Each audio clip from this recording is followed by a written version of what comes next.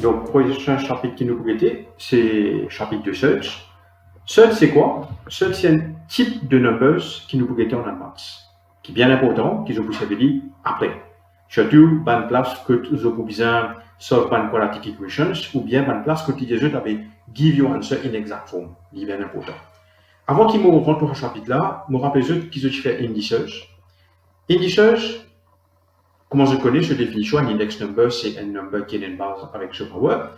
Nous savons dit dans plusieurs places. Ok, donc science nous savons, nous express extra small numbers, nous express big numbers, nous savons indices. Maintenant, search, nous avons un coup qui parle dans le chapitre-là. Première affaire, je vais comprendre le meaning de n radical avec n search.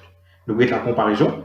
Deuxième, nous avons some laws of search. Et troisième, nous avons un peu une operations of search. Une operation veut dire addition, subtraction, multiplication and division. Ok, nous avons quelques définitions ici. Je vais mettre 4 définitions en tout. Je vous pouvez me mettre radical. Et radical is any number written with a root sign. Il y a square root, il y a cube root, il y a fourth root, n'importe. Maintenant, je vais mettre définition de rationnel et irrationnel. Parce que c'est bien important, celui-là, pour nous comparer avec seul. A rational number is a number that can be expressed as a fraction. Ok, tout bonne fraction n'a pas besoin d'un rational number parce que je tiens une forme A over B. Donc, tout chiffre qui ne peut pas express as A over B et que B n'est pas égal à 0 parce que division by 0 qui peut exister, on appelle ça un rational number. Irrational number, c'est le contraire de rational. C'est quoi maintenant? Irrational number ne peut pas express as a fraction. Ok, ne peut pas du tout express as a fraction, il reste tout le temps décimal même. Maintenant, nous avons une définition du seul. Et seul is a real. Real veut dire que le chiffre là existe. Is a real and irrational radical, such as route 2, route 3, route 5, route 6. Prends route 2 par exemple. Si je tape ça sur la calculatrice, je connais la calculatrice, c'est un bouton que je peux faire une fraction, décimale, improper, mix, tout ça. Si je prends route 2, je tape la calculatrice, je pèse est égal. Là, je pèse le bouton Shift ABC là. Je peux trouver le reste pareil. Il va pas sans faire une fraction. Donc, sur route 2, il y a un irrational number. Il y a une seule. Route 3, route 5, route 6, tout ça, c'est une seule. Ok? Je peux trouver seul, ce qu'on fait avec quadratic equation. Ok? Que je peux trouver un quadratic, je peux trouver une année là. Square root 4, on appelle un radical, mais il n'est pas une seule. Qui fait parce que square root 4, nous avons expressé as 2. Et 2, nous avons mis comme 2 over 1. Ça veut dire que nous avons expressé as a fraction. C'est facile. Maintenant, une petite phrase qui me mettait bien important. For any number A, n'importe quel chiffre A, which is not a square number. Square root de A is a non-negative number. On pense cette phrase bien.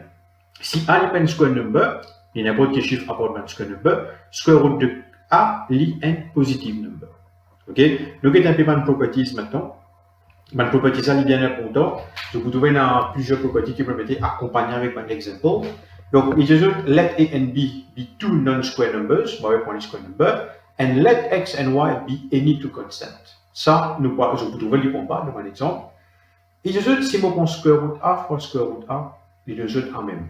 Donc, comme on prend deux seuls, qui pareil, vous multipliez, il donne sa chiffre qui est là en bas sa square root là. Un exemple qui me prend, square root 2 fois square root 2, il fait 2, square root 3 fois square root 3, il fait 3, square root 7 fois square root 7 est égal à 7. Pour type B, c'est le deuxième exemple, il dit que quand je prends un seul square lit, les mêmes propriétés qu'il a là, pour type A, c'est juste que je décris comme square root A fois square root A, donc il vient A. Par exemple, square root 5 en bracket to the square, donc il vient root 5 fois root 5. Square root 7 en bracket to the square, il vient root 7 fois root 7. Pour type C, je vais mettre un chiffre devant square root A. Là, je peux servir une propriété d'indices que je apprends avant. Moi, je me rappelle, je fais AB en bracket power n. Je share power là, avec A, avec B. Même affaire que vous faites ici, vous share le power.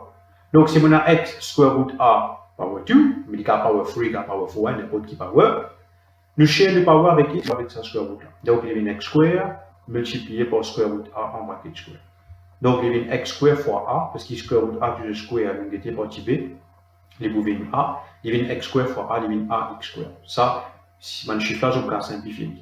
Là, je prends deux exemples, je vais checker. Par exemple, ça pour là, je share mon power avec 3.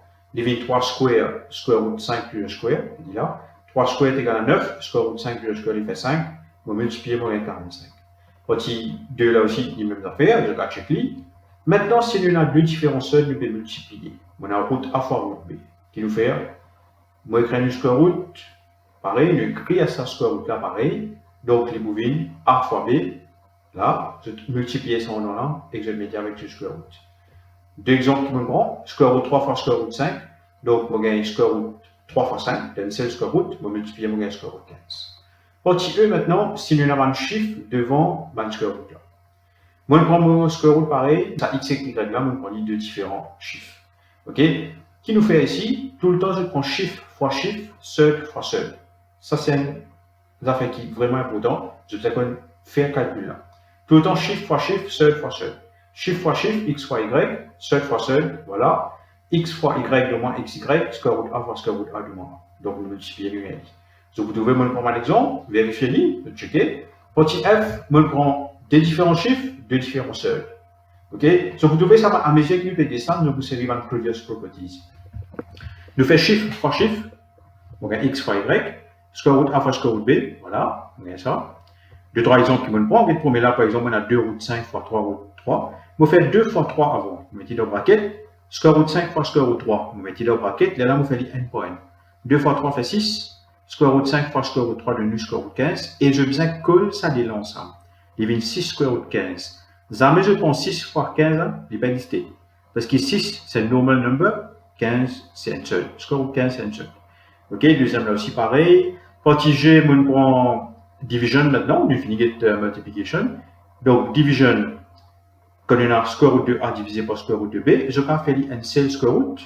Ok, A ou B, voilà, on prend deux exemples, bien facile. Quand on peut simplifier, nous simplifier. Quand on ne peut pas simplifier, nous aussi pareil. Partie H, on prend un chiffre devant un seul là, division pareil. Donc, on fait x divisé par y et square root, square root. Voilà. Maintenant, nous avons une affaire bien importante dans seul, c'est simplification of seul.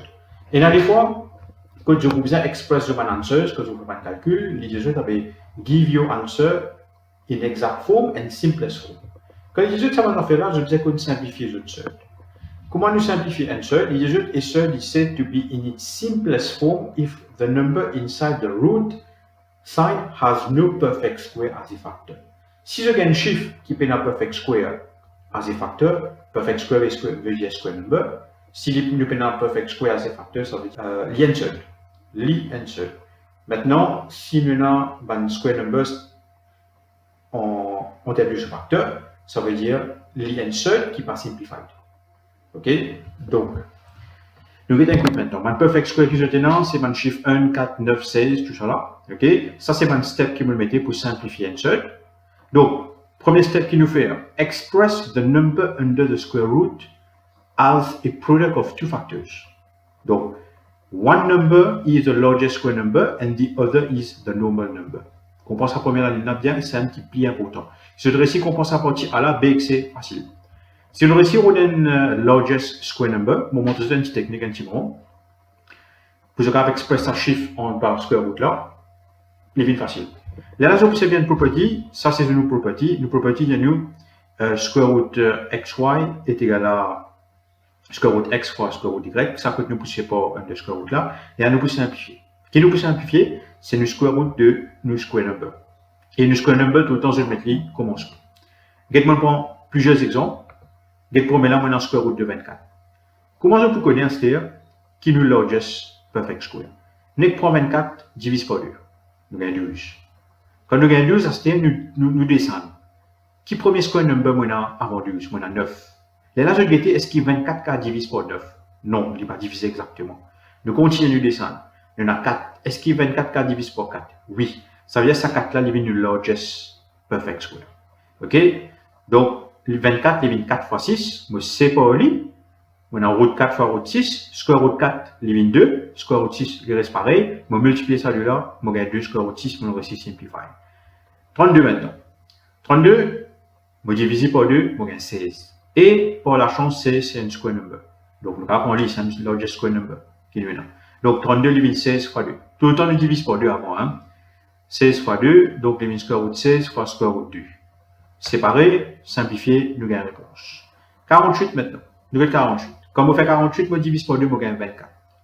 24 n'est pas un square number. Ça veut dire que nous allons descendre. Avant 24, nous avons 16. 48, les divisé en 16, c'est le largest square number que nous avons. 48 divisé par 16 fait 3, donc 48 nous avons expressé comme 16 fois 3.